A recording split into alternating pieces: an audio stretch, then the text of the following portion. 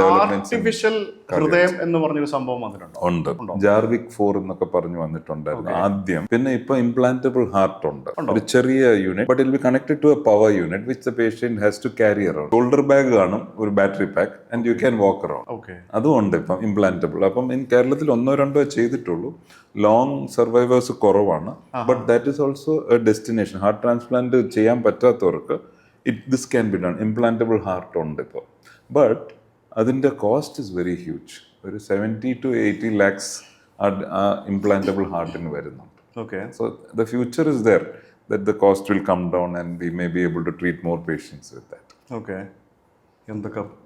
Really technology is really.